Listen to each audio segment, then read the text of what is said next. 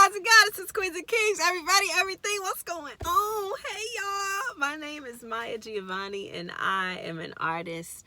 I greet you from the rooftop of my job because I just was trying to catch the best good light that I could before the sun go down.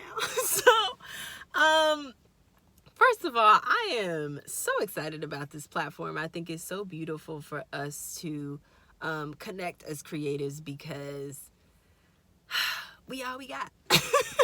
Honestly, and especially starting out in this phase, I fall in love with processes, and I'll talk more about that as I continue. But I think it's just great when we can see light in each other on the journey.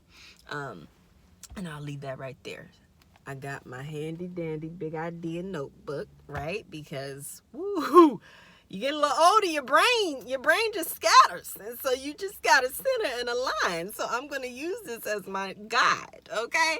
So I grew up in, I don't know if we're doing intros from where we're from, but I grew up in Decatur, Georgia. I am a Southern shouty. And I adore my city. I miss it so much, but I am currently residing in the beautiful city of dreams, Los Angeles, California. Before I get into what I do, I just want to kind of talk about the journey here because I feel like oftentimes we're all, we're where we are and we're just like, yes, I'm here. It happened overnight. No, it didn't. So, graduated from college 2 years ago and depressed, sad, like in the bed till noon, so I don't have to deal with the rest of the day. Because I was, one, I'm recovering because I'm like, whoa, 4 years, zoom by. 2, you have no job. 3, you at your mommy house, and that just didn't seem cute to me. And I was just like, what? This was not a part of the game plan. I think we have this idea or this fantasy of what life will look like after we graduate, and it tends to be not that. And it was not that for me. But there was a time, there was a switch, thank God, because he kept me, where I had to find things that fueled a little bit of hope or gave me a sense of woosah or peace, and just generating a little bit more push to continue or just to figure out exactly what it is that I want to do. And pieces of me are still doing that, but even just to get to this point right here, because we're focusing on being present and we're not going to stress on what we're not at yet. Okay?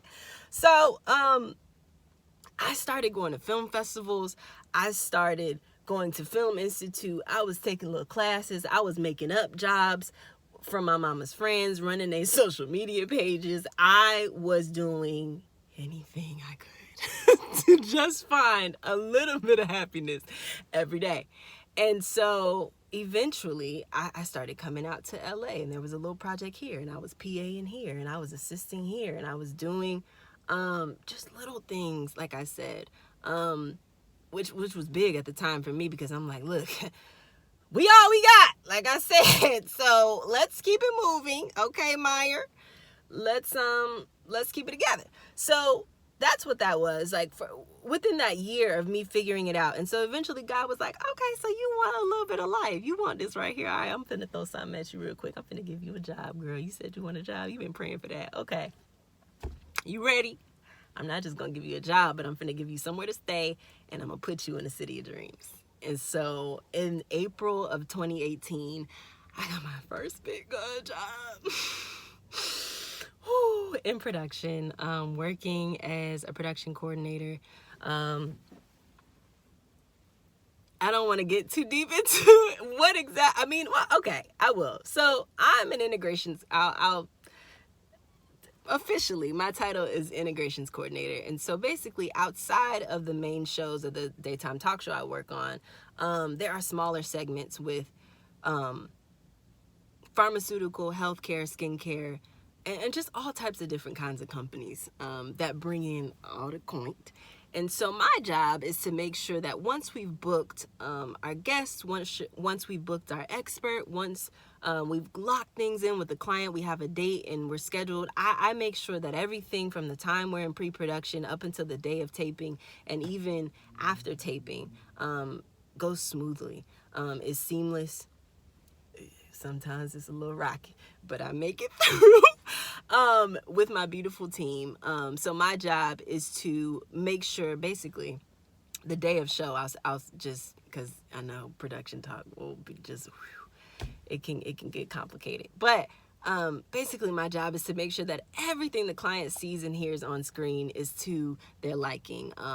And so I work very closely with, we kind of have a middleman that we communicate with. So I work very closely with various departments to make sure that whatever needs to get done gets done, in a nutshell.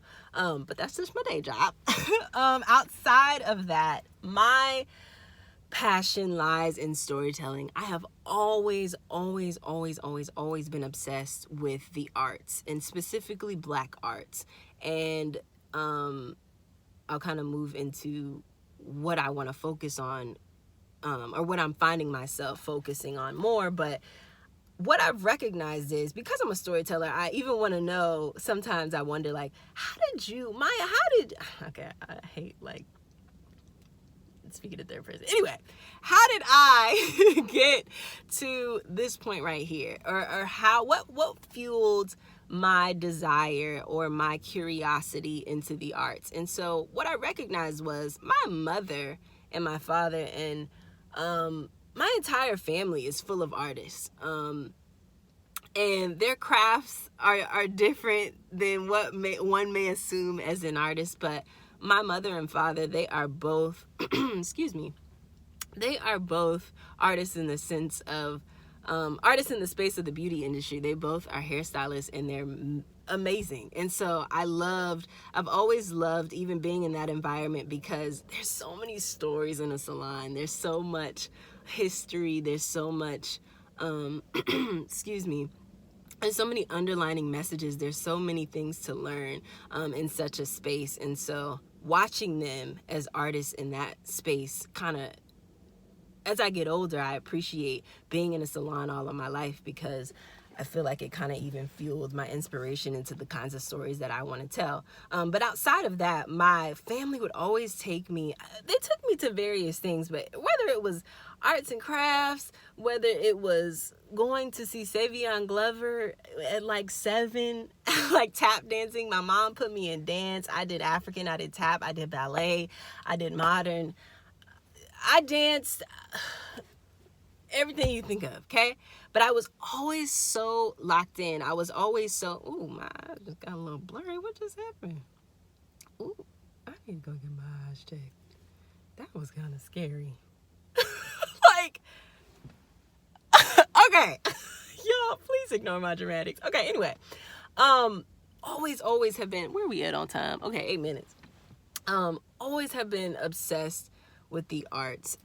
Whether it was theater, excuse me, whether it was a movie, anything. My grandfather was a photographer and a videographer, so I always kind of found myself, he had a studio in his garage. I would always find myself out in the garage kind of looking at equipment, looking at whatever was in a place to create something. I just know I was there, okay? I was in that space, and I've always just loved it since I was a little girl. Moving on.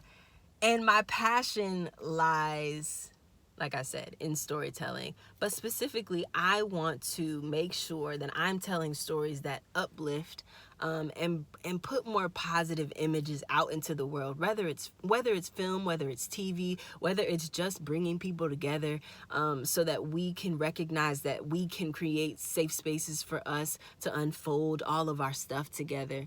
I know that I belong in this industry. I know that I belong in a space of storytelling.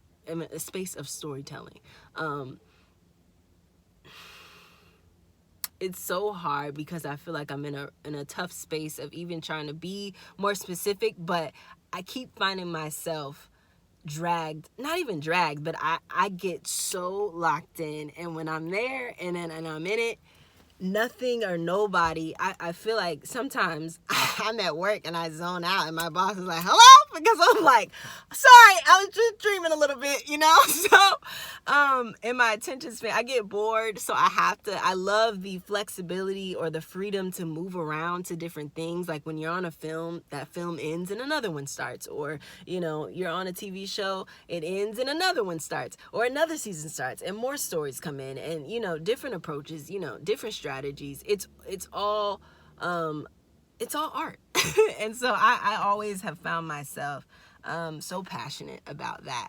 Ooh, I've just disappeared a little bit. Trying to keep it moving, because I know I'll start rambling and then it'll be crazy. But through this, I am discovering that my purpose is to be a presence, and to be a connector in this industry. I don't know how. I don't know when. I mean, it's happening now, but I don't know when the big whatever with confetti or whatever.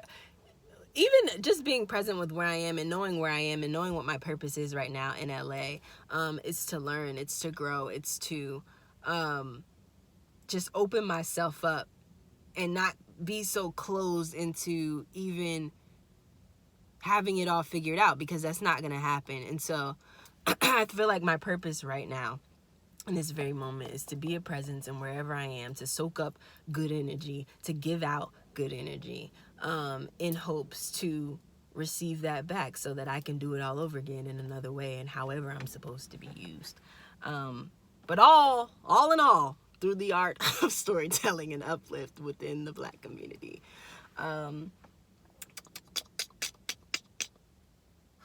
Okay, I hope that I really was bringing this together. So last thing, some things that are just some takeaways. Remember to, oh Lord, okay, y'all, excuse me. Just to close, because we always want to, I really hope that I wasn't just rambling, and I hope that I said something meaningful to someone. But just to close, I just wrote down a few things that I want creators to keep in mind as we journey together, because we're not in this alone. We're all trying to get somewhere. We all want to make it in whatever capacity that we're supposed to make it. We all want to find that niche. We all want to find, excuse me, our gifts and purpose and just whatever we're supposed to go out into this world to do. So, keep creating. Somebody said that to me, and they ended it by saying, well, I saw it. My good sis, Brooklyn, as she posted something, she said, keep creating, because eventually somebody gonna feel you. And that just hit me that hit me in my side a little bit. And I was just like, oh, ow, okay, heard you. Okay, like, so I don't need to quit. All right, bet. And so, and then I kind of had a part 2 onto that. And I said, and find or generate and create safe spaces to create. Because it's different when you're in an environment and it feels forced, or it doesn't feel genuine, or it doesn't feel like something that you would put your name on. Just don't do that. Because I don't know. I just feel like you would regret it later. But then again, don't be afraid to make those mistakes, but don't go back and do those things again, just like life. Don't settle or be afraid to test the waters. I think a lot of times we are so like gung-ho, like, I have to be a doctor. But it's like, okay, what kind of doctor do you want to be in? Go study. I don't really be knowing all them terms, but you want to be a pediatrician, go be a pediatrician. You want to study the brain, you go study the brain. Like, I mean, I don't even know why I brought up science. Like, I really knew all my terms, but excuse me, let me go back to my world. You might be on a film set and you could very well be working in the art department, and you could like it, but then you see lights and you like, hold on, I kind of like the way they setting them up. so, so you might kind of want to go dabble in the light and grip department. So there's so many things to do on set, but then you might be like, okay, this is too heavy. So I think I'm going to go kick it with the director real quick and see how they setting up these shots. So I think there's even within your career, there are different avenues that you can take. So don't be afraid to dive into whatever that sub specific thing is. And sometimes I lose my words, and so I try to find simple words so that I can get my point across. Y'all are really getting into my personal space right now. This is uncomfortable, but it's all right. I'm gonna keep going. So look, third,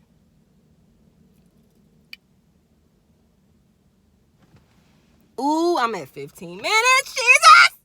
Ah! Okay. You can have a game plan, but don't spend so... Okay, I'm sorry. I'm like reading like a third grader. Okay. Somebody gave me some advice. And, okay. Ugh, I'm cutting on time. I'm pissed. Okay.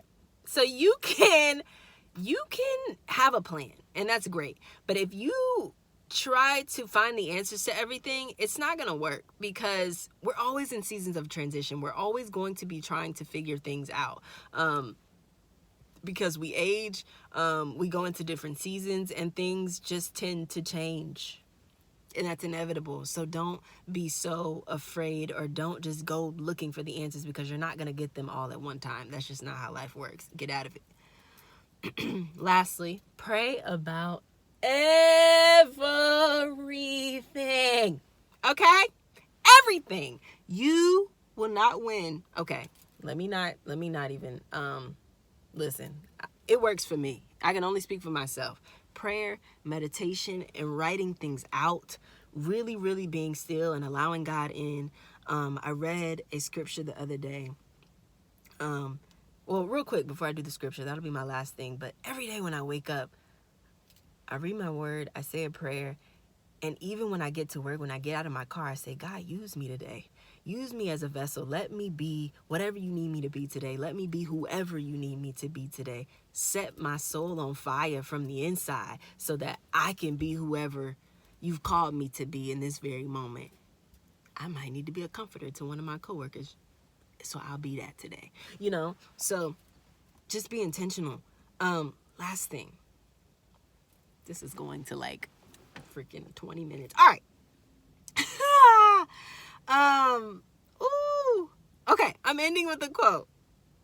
Not even a quote, it's a Bible scripture. I read this the other day, and it hit my side different, like I said earlier. Psalms 16 verse 8.